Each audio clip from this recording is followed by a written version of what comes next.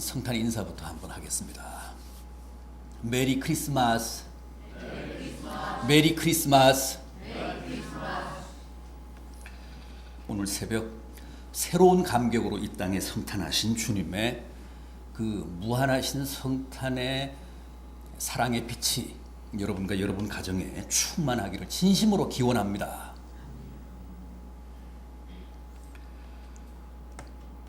여러분, 이 세상의 모든 종교는 다 구도의 종교, 득도의 종교입니다. 고행의 종교고 수도의 종교입니다. 다시 말하면, 도식적으로 말하면 다 상향식 종교입니다. 그렇지 않습니까? 어떤 식으로든 다 인간이 하나님을 찾아가는 종교 아닙니까? 도를 닦고 고행을 하고 수도를 하고 선행을 하고 참선을 하고, 그래서 열심히 하나님을 찾아가는 종교.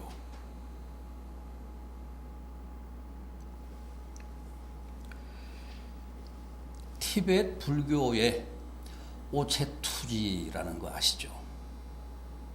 온 몸을 던져서 절하는 예식입니다. 의식입니다. 두 팔꿈치, 두 무릎, 그리고 이마가 땅에 닿아야 됩니다.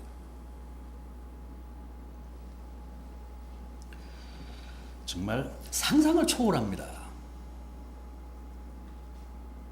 그렇게 오체투지를 하면서 수백 킬로 라싸까지 순례를 하잖아요. 산을 넘고 강을 건너서 그 눈밭에 온몸을 던져가며 몇 년씩 걸려요. 불가사의합니다. 그 라싸까지 가서 그 라싸에 있는 사원에서 이제 부처님을 뵙습니다.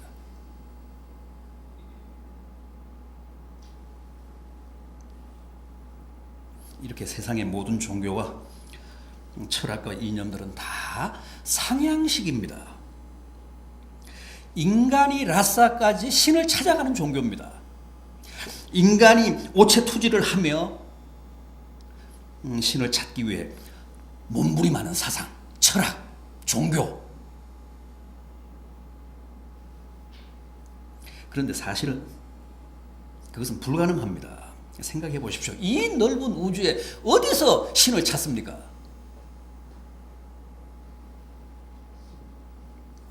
더구나 하나님은 우주에 계시지도 않습니다. 이 물질 세계에, 이 가시적인 세계에 계시는 분이 아니십니다.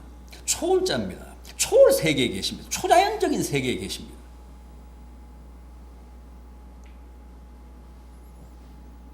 그런 분을 어떻게 이 우주에서 찾습니까? 1961년 인류 최초로 우주를 비행한 옛 소련의 우주 비행사 가가린은 우주 여행을 마치고 돌아와서 그가 첫 마디 한 게 뭡니까? 우주에 나가봤더니 하나님이 없더라였습니다. 가가린의 말은 맞습니다. 아무리 로켓을 타고 뒤져봤자 이 우주에는 하나님이 안 계십니다.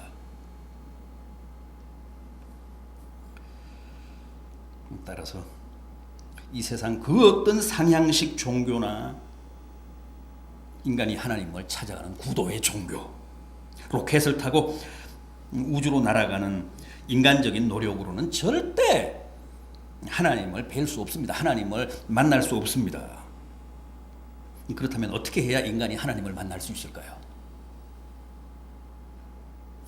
어떻게 해야 인간이 하나님을 뵙고 하나님과 교제하며 소통할 수 있을까요?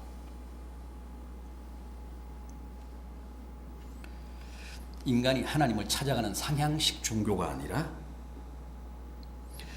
하나님이 인간을 찾아 내려오시는 그 하향식 방법이 정답입니다.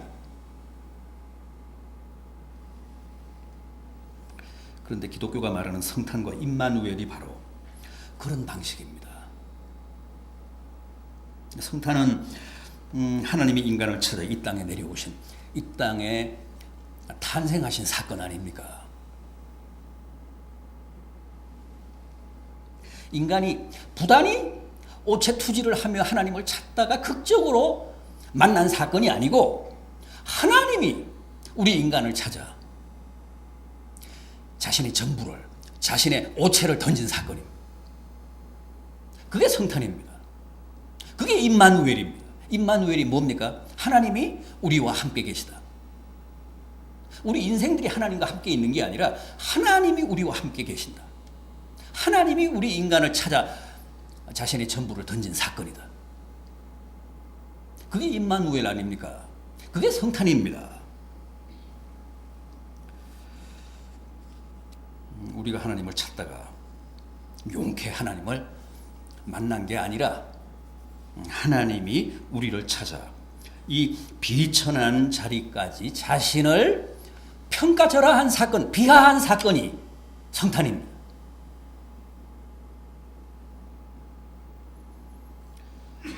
그래서 다른 종교와 철학은 다 사람이 하나님을 찾아가는 노력이고 희생이고 사상이지만 기독교만큼은 하나님이 사람을 찾아 하늘에서 이 땅으로 내려오신 종교고 사상입니다. 여러분, 구약에 나오는 야곱의 사다리 사건 아시죠? 야곱의 사다리. 야곱의 사다리는 야곱이 하나님을 만나기 위해, 하나님을 찾기 위해 세운 사다리가 아닙니다. 하나님이 야곱을 만나시기 위해 하늘에서 땅으로 내린 사다리입니다. 그래서 하나님이 그 사다리를 타고 야곱에게로 내려오셨습니다. 그래서 만나주셨습니다. 그게 기독교입니다. 사람이 하나님을 찾고 하나님을 만나기 위해 사다리를 놓고 하늘로 올라가는 게 아니고 그런 상향식 종교가 아니고 기독교는 하나님이 사람을 만나기 위해 사다리를 내리고 그 사다리를 타고 우리를 찾아오신 종교입니다. 그 대목에서 다른 종교와 우리 기독교가 확연하게 구분이 됩니다.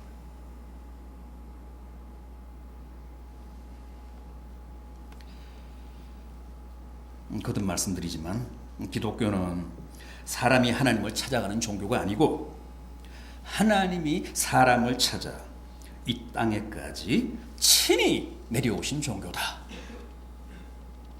오늘 본문은 2015년 전인 첫 성탄 때 저 들에서 양떼를 지키던 목자들에게 천사가 나타나서 주님의 탄생 소식을 전하는 대목인데 11절 이하를 다시 한번 보십시오.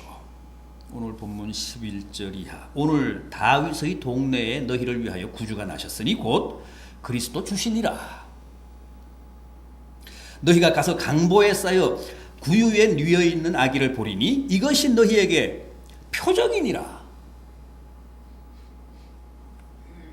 너희를 위해서 구주가 나셨으니 곧 그리스도라. 그런데 그가 그리스도요 메시아라는 표적 증거가 바로 강보에 쌓인 아기라는 사실과 구유에 뉘어 있다는 거예요. 그 두 가지, 강보에 쌓인 아기라는 것과 구유에 뉘어 있다는 것, 그 두 가지가 바로 그가 바로 그리스도요 너희를 위한 메시아라는 증거다, 물증이다, 표적이다. 그러니 빨리 가서 그 두 가지 사실을 확인하고 그에게 경배해라.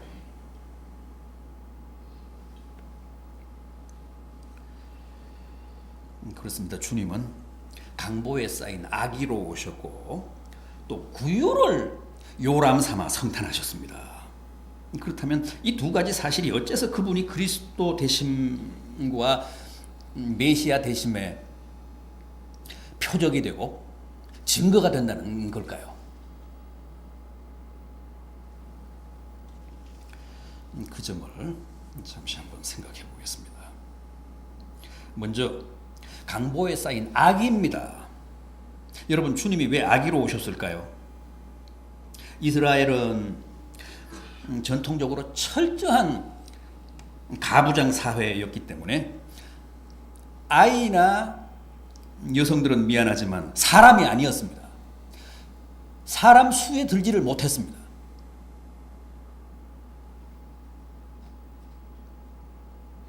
따라서 아무리 메시아고 그리스도라고 해도 어린 아기로 와서는 구주로서의 신분과 정체성을 제대로 인정받기 힘든 지독한 권위주의적 사회였습니다.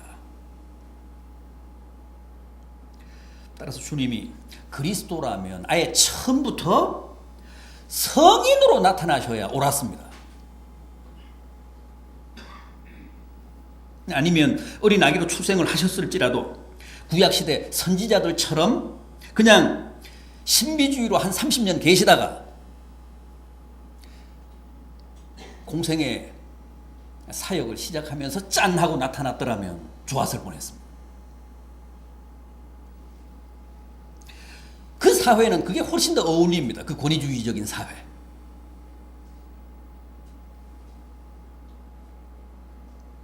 그럼에도 주님은 갓난 아기로 이 세상에 오시면서 그 아기가 곧 그리스도요 메시아라는 사실을 사전에 공개하셨습니다.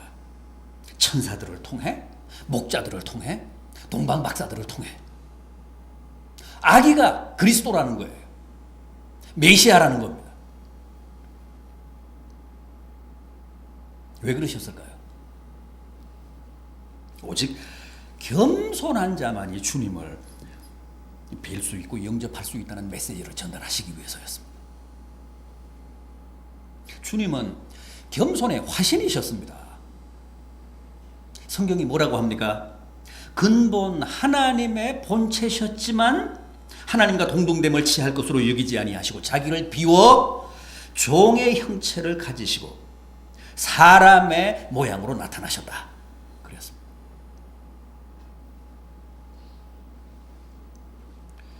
사람 중에서도 가장 낮은 갓난 아기의 모습으로 이 땅에 오셨습니다. 따라서 겸손하지 않으면 절대 성탄하신 주님을 경배할 수 없다는 사실을 전하고 싶으셨던 겁니다. 실제 보십시오. 아기 메시아로 오신 주님을 영접하지 않고 도리어 적대했던 세력들, 다 그 사회의 최고의 기득권자들, 헤로드 왕, 대제사장, 서기관, 바리새인, 사두개인, 다 교만이 하늘을 찔렀던 권위주의자들 아니었습니까? 그 사람들은 끝까지 예수님을 인정하지 않았습니다. 배척했습니다. 대적했습니다. 죽이려고 했습니다.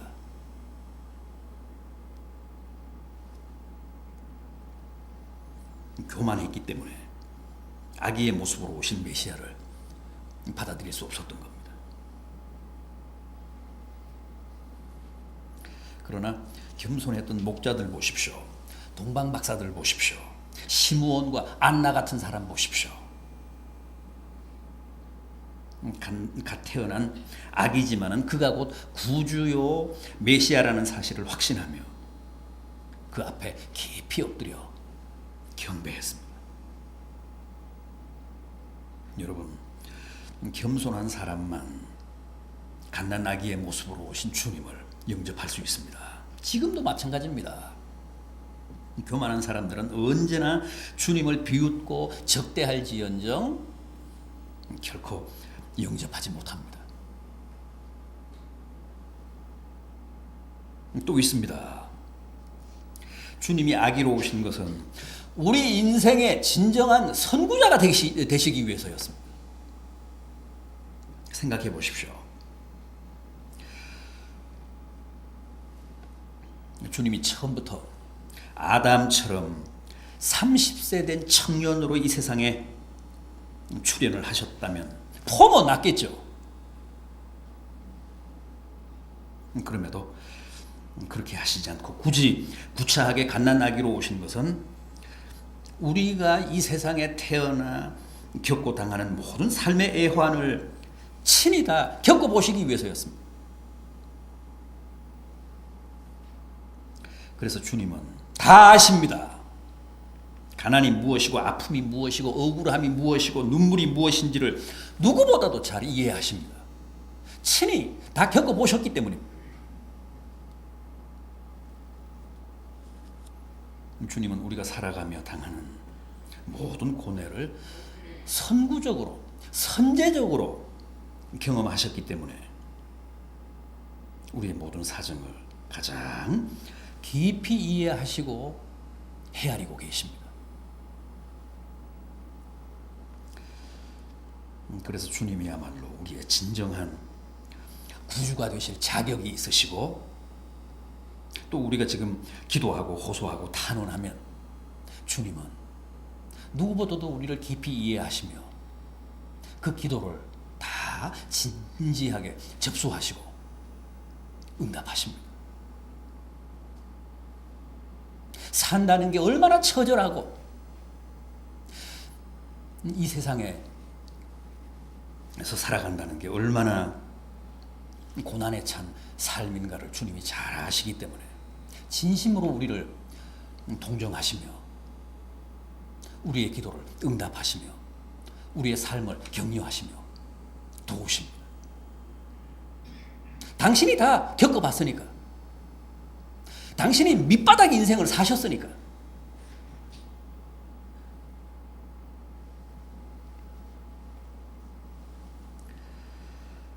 다음 두 번째 표적, 두 번째 증거는 구유입니다. 구유. 그가 구유에 누우셨다는 사실이 또한 그분이 우리의 구주되심의 물증이라고 합니다. 이건 또 무슨 얘기입니까? 우리는 그냥 가난해서 어디 여관에 들 사정이 못 돼서 구유로 내몰리고 쫓겨나서 본의 아니게 주님이 구유에서 탄생하신 것으로 아는데 그렇지 않다는 거예요. 그분이 구유에 누우셨다는 사실이 그분이 바로 너희의 구주요 메시아라는 사실의 물증이다. 천사가 그렇게 말합니다. 생각해 보십시오. 주님이 이 세상에서 가장 낮은 자리요 가장 비천한 자리인 구유로 오시지 않았던들, 절대 다수가 가난한 사람이었던 당시의 모든 서민들이 어떻게 주님 앞에 나올 수 있었겠습니까? 마국간에는 문턱이 없습니다. 누구나 드나들 수 있습니다. 만약 주님이 궁궐이나 귀족의 대저택에서 태어나셨다면, 부처님처럼 어떻게 목자 같은 비천한 사람들이 주님을 찾아와서 경배할 수 있었겠습니까?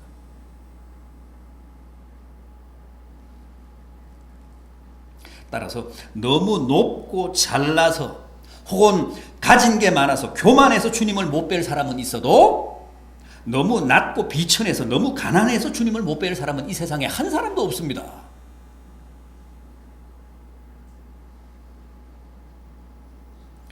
우리 중 아무리 가난한 집에서 태어났다고 해도 외양간에서 태어난 사람은 없잖아요. 그런데 주님은 외양간에서 태어나셨습니다.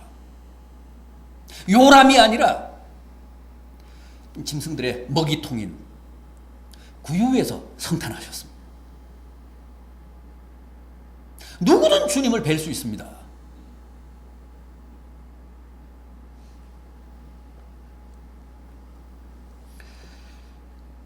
가끔 나는 돈이 없어서 예수 못 믿어 하는 분들 있죠. 교회에도 돈이 있어야 나가 그러는 분들 있잖아요. 돈 없으면 예수도 못 믿어 그러는 분들이 있습니다. 물론 현실 교회에는 분명 그런 측면이 없지 않습니다. 그러나 그건 잘못된 겁니다.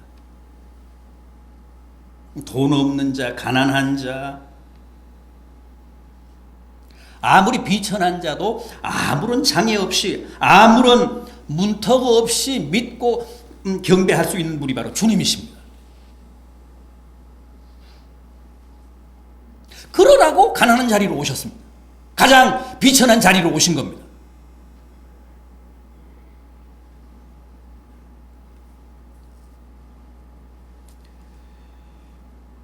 교회가 너무 크고 화려하고 고급화돼서 가난한 사람들이 소외감, 위화감을 느낀다면 그건 잘못된 교회입니다. 거기에는 주님이 안 계십니다. 주님은 외양간에 계십니다.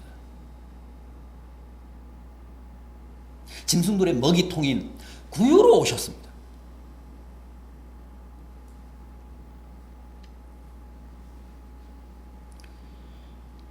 아름답고 따뜻한 요람이 아니라 춥고 초라한 외양간 구유에서 주님이 오늘 성탄하셨습니다. 누구든 다 나가서 주님을 뵙고 경배하고 영접할 수 있어야 합니다.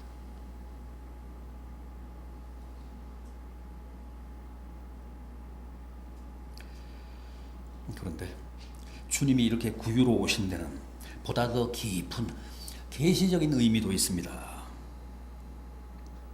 세례 요한이 처음 주님을 뵙고 뭐라고 했습니까? 뭐라고 외쳤습니까? 요한복음 1장 29절을 보면 보라!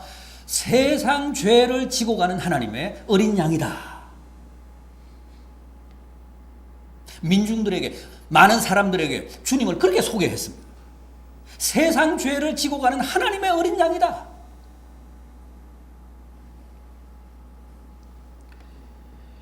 주님은 처음부터 우리를 위해 희생되신 하나님의 어린 양으로 오셨습니다. 희생양으로 오신 분이십니다.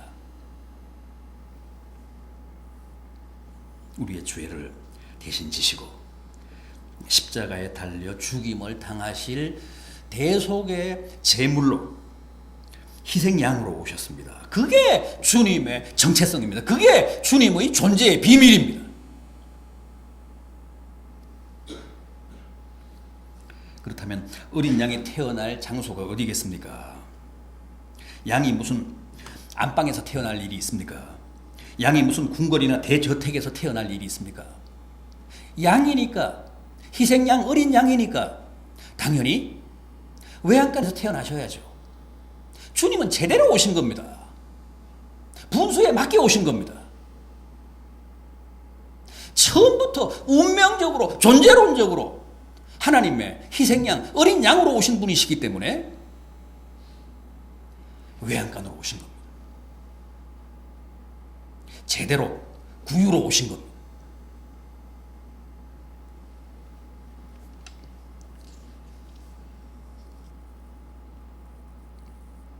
따라서 엄밀하게 말하면 주님의 외양간 탄생과 구유의 누이심은 결코 감상적인 목가적인 사건이 아닙니다.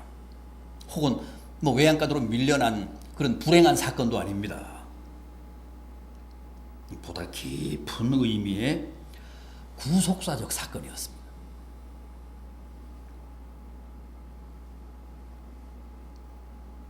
주님의 외양간 성탄은 이미 주님의 희생양으로서의 죽음을 암시하는, 계시하는 사건이었습니다.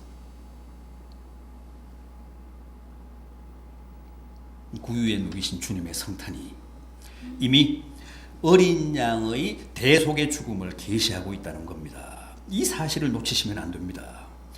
주님의 성탄에서 이미 주님의 죽음을 봐야 제대로 주님의 성탄의 의미를 이해하시게 되는 겁니다.